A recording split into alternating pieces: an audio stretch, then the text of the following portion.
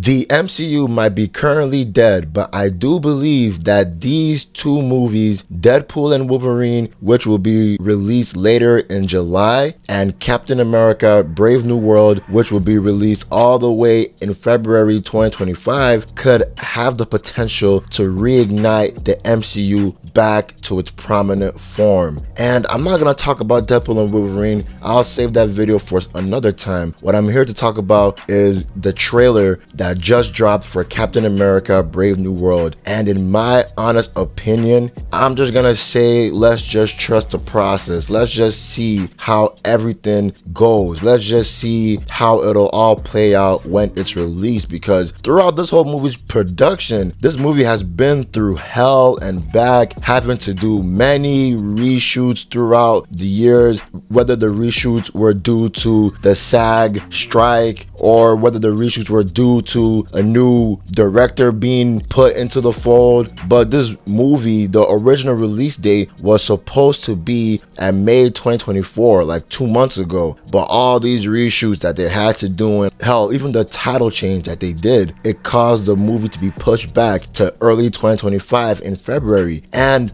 just by seeing by the trailer, I'm gonna have to say, let's just let them cook real quick, because I like the trailer. I thought the trailer was effective in garnering interest for a dead movie, in my opinion, because not only do we see Sam Wilson, being Captain America, not only do we see how he fights, how he acts, he acted noble, he was acting like as if he was trying to respect and protect the legacy of Steve Rogers, even though we see Harrison Ford, who's playing Thunderbolt Ross. And remember, Thunderbolt Ross is the Red Hulk, and we're seeing Thunderbolt Ross, and he's trying to gain Sam Wilson's trust of working alongside with him in the US government. He wants Captain America to be a military asset and a military partner again. But as the trailer goes on, we're seeing that might not be what it means. That might not be the case. That Sam Wilson might get finessed. Sam Wilson might get tricked by Thunderbolt Ross. And as it plays out, we're even seeing Giancarlo Esposito in the movie. And I saw him, I was like, whoa, I ain't gonna lie, he's looking pretty badass in the movie.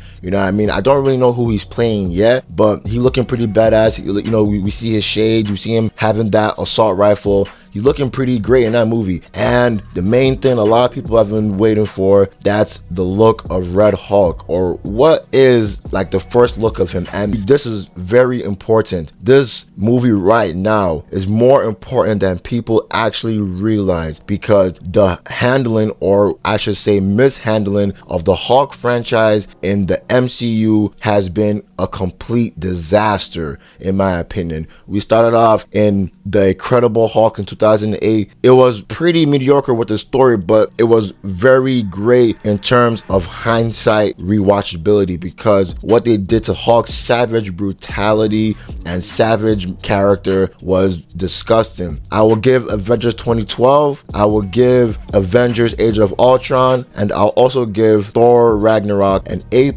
and actually trying to make the Hulk look like a savage, look like a beast, look like a monster, and look like a force to be reckoned with. Those three movies did great in that department, but unfortunately, when it was MCU's highest, Avengers Endgame and Avengers Infinity War, both movies that were very great, 10 out of 10s in my opinion, the one flaw both movies lacked was the mishandling of the Hulk's brutality. Look, I know Hulk is not strong enough to beat Thanos right early off the bat. I know they needed that plot armor, but they shouldn't have just made Hulk just get his ass beat. Hulk, he likes revenge and fights. If you beat Hulk, Hulk will always come back to try to beat you, and 9 times out of 10, Hulk will come back to beat you. That's who the Hulk is. Hulk is the strongest one there is in Marvel. So after those two movies, Hulk just started to become like a side character, a background character, a character for jokes. Like in Endgame, he was making so many jokes with the smart banner. I know the smart Hulk is from the comics. I've seen that before, but the way they did it. They make Hulk feel like a side character. They didn't make Hulk feel like a force that can actually go toe-to-toe with the strongest villains. And then the worst thing they did with the Hulk was creating She-Hulk. She-Hulk was a show that completely destroyed the Hulk's popularity, credibility, and destroyed the Hulk's complete support in the MCU, because they made Hulk into a joke. They made his family into a joke. They just destroyed the Hulk's mythos, in my opinion. So this movie, Captain America Brave New World, is actually very important. I hope they make the Red Hulk a complete monster, even though inevitably he'll be defeated by Captain America. Obviously it's a Captain America movie, but I hope they don't kill him. I hope he returns, and I hope he returns and him and Hulk fight each other. I hope their fight will be completely destructive. I hope their fight will be a complete masterpiece and a complete destructive onslaught of chaos, in my opinion. This movie is important. I hope it doesn't flop. I hope it doesn't fail. And I also hope the writing for Red Hulk should be at least great, or at least important. Make him feel like a presence to be reckoned with, in my opinion, because Hulk needs it, man. That's the end of the video. I'm out. Peace.